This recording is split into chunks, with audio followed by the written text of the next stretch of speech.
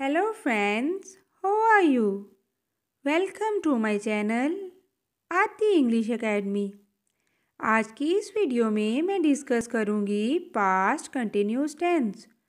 Past continuous का मतलब है कि ऐसा काम जो गुजरे हुए वक्त में जारी था, यानी कि पास्ट में जो काम हो रहा था। और उर्दू में इसकी पहचान होती है कि उर्दू फ़िक्रे के आखिर में रहा था, रही थी, रहे थे वगैरह आता है। और पास्ट कंटिन्यूस टेंस के लिए हेल्पिंग वर्ब वॉज और वर यूज़ होता है। सिंगुलर के साथ यानी ही, शी, इट के साथ वॉज आता है और वी, दे, यू के साथ यानी प्लूरल के साथ वर आता है। और इसके अलावा वॉज और वर दोनों के साथ वर्ब की फर्स्ट फॉर्म आएगी और उसके साथ आईएनजी लगाएंगे। और अब देखते हैं पास्ट कंटिन्यूस टेंस के अफर्मेटिव सेंटेंसेस। उनको बनाने के रूल्स देखते हैं और कुछ एग्जाम्पल्स देखते हैं। अफर्मेटिव सेंटेंसेस को ट्रांसलेट करते वक्त सबसे पहले सब्जेक्ट लिखते हैं, उसके बाद सब्जेक्ट के अकॉर्डिंग वॉज या फिर वर आता है, फिर वर्ब की फर्स्ट फॉर्म के साथ आईएनजी लगाते हैं और फिर एंड पे ऑब्जेक्ट आता है। फॉर एग्जाम्पल, लड़की गाना गा रही थी। इस सेंटेंस में हमने देखा कि एंड पे रही थी आ रहा है, काम पास्ट में हो रहा था। तो जो सेंटेंस है वो पास्ट कंटिन्यूस टेंस का है।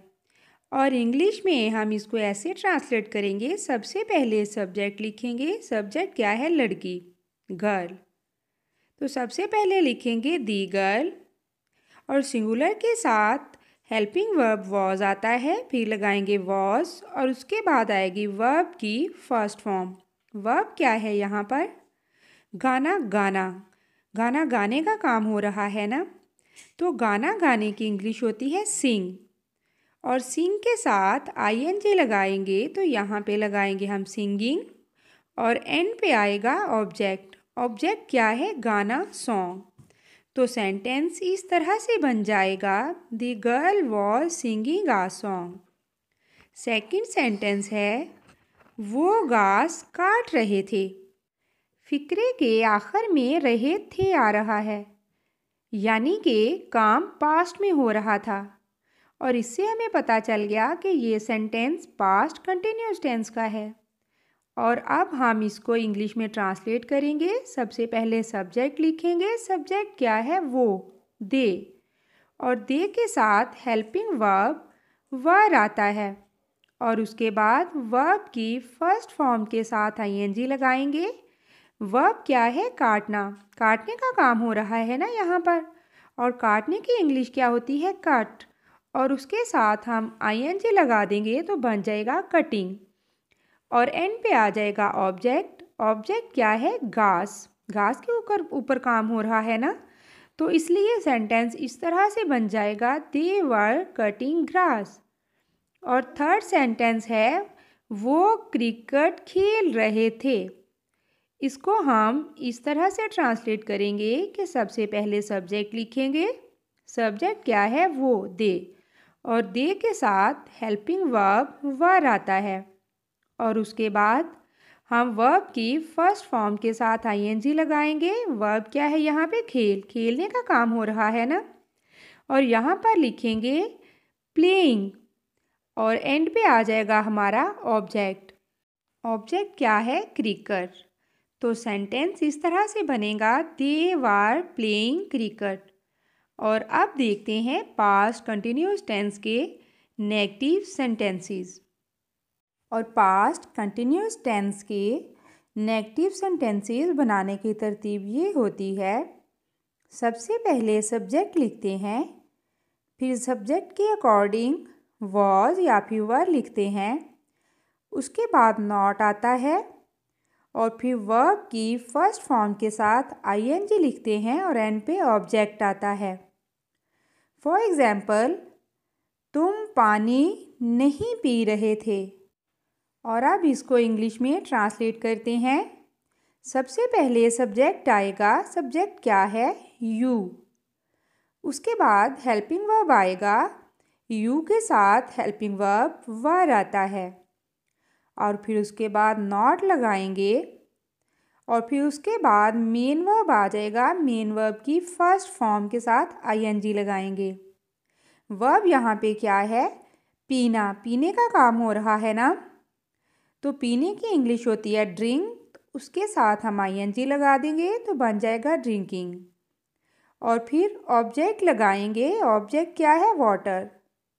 तो सेंटेंस इस तरह से बन जाएगा, you were not drinking water. Second sentence है, लड़का सवाल हल नहीं कर रहा था। तो इसको ऐसे ट्रांसलेट करेंगे। सबसे पहले सब्जेक्ट आ जाएगा। सब्जेक्ट क्या है? लड़का, दी बॉय। उसके बाद हेल्पिंग वर्ब आ जाएगा। दी बॉय सिंगुलर है तो सिंगुलर के साथ वॉज आता है। और फिर उसके बाद नॉट आ जाएगा। और फिर उसके बाद मेन वर्ब की फर्स्ट फॉर्म आएगी और उसके साथ आईएनजी। वर्ब क्या है यहाँ पे? हल करना। सवाल हल हो रहा है ना, और सवाल हल करने की इंग्लिश होती है सॉल्व। तो यहाँ पर हमने फर्स्ट फॉर्म के साथ आईएनजी लगाना है, इसलिए बन जाएगा सॉल्विंग। तो एंड पे आ जाएगा हमारा ऑब्जेक्ट। ऑब्जेक्ट क्या है? सवाल। और सवाल की क्या इंग्लिश होती है? सम। तो सेंटेंस इस तरह से बन जाएगा, the boy was not solving the sum. Next sentence है, मैं दफ्तर नहीं जा रहा था। तो इसको इस तरह से ट्रांसलेट करेंगे। सबसे पहले सब्जेक्ट लिखेंगे। सब्जेक्ट क्या है? आई। आई सिंगुलर है और इसके साथ हेल्पिंग वर्ब क्या आएगा? वॉज। वॉज के बाद हम नॉट लगाएंगे और उसके बाद वर्ब की फर्स्ट फॉर्म। वर्ब क्या है यहाँ पे? जाने का काम हो रहा है ना, तो जाने की इंग्लिश होती है गो। उसके साथ हम आईएनजी लगाएंगे तो बन जाएगा गोइंग। और उसके बाद ऑब्जेक्ट लगाएंगे। ऑब्जेक्ट क्या है? ऑफिस। तो सेंटेंस इस तरह से बन जाएगा, I was not going to office. अब पास्ट कंटिन्यूस टेंस के इंटेरोगेटिव सेंटेंसेस देखते हैं। तो पास्ट कंटिन्यूस टेंस के इंटेरोगेटिव यानी सवालिया फ़िक्रात को ट्रांसलेट करते वक्त इंग्लिश में तरतीब ये होती है। सबसे पहले सब्जेक्ट के अकॉर्डिंग वाज या फिर वर आता है। उसके बाद सब्जेक्ट लिखते हैं। फिर वर्ब की फर्स्ट फॉर्म के साथ आईएनजी लिखते हैं। उसके बाद ऑब्जेक्ट और फिर एंड पे क्वेश्चन मार्क आ जाता है। फॉर एग्ज़ाम्पल, क्या वो आग जला रहे थे? तो सबसे पहले हम सब्जेक्ट देखेंगे। सब्जेक्ट क्या है? वो दे। और दे के साथ हेल्पिंग वर्ब वर आता है। तो सबसे पहले हम लिखेंगे वर, उसके बाद सब्जेक्ट दे, फिर वर्ब आ जाएगा। वर्ब क्या है? जलाना। जलने का काम हो रहा है ना, और जलने की इंग्लिश होती है बर्न। और बर्न के साथ आईएनजी लगाएंगे तो बन जाएगा बर्निंग। और फिर उसके बाद आएगा ऑब्जेक्ट। ऑब्जेक्ट क्या है? आग, फायर और फिर क्वेश्चन मार्क। सेकंड सेंटेंस है, क्या वो मेरा इंतज़ार कर रहा था? तो सबसे पहले हम सब्जेक्ट देखेंगे। सब्जेक्ट क्या है? वो ही सिंगुलर है तो इसके साथ आएगा वॉज। और सबसे पहले हम लिखेंगे वॉज, फिर सब्जेक्ट ही, उसके बाद वर्ब। वर्ब क्या है? इंतज़ार करने का काम हो रहा है ना, तो इंतज़ार की इंग्लिश होती है वेट। वेट के साथ हम आईएनजी लगाएंगे तो बन जाएगा वेटिंग। और ऑब्जेक्ट क्या है? मी, मेरा। तो सेंटेंस इस तरह से आएगा, was he waiting for me. और थर्ड सेंटेंस है, क्या लड़की गाना गा रही थी?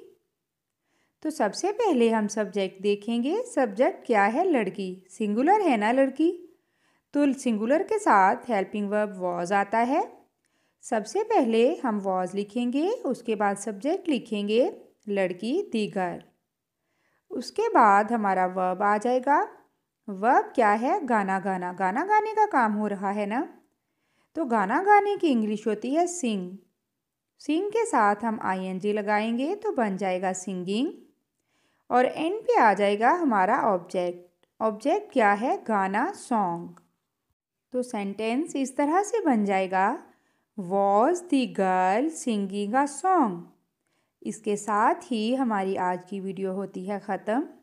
अगर मेरी वीडियो पसंद आई हो तो इसको लाइक और शेयर ज़रूर करें और मेरी मज़ीद वीडियोस देखने के लिए चैनल को सब्सक्राइब भी कर दें। थैंक यू एंड अल्लाह हाफिज़।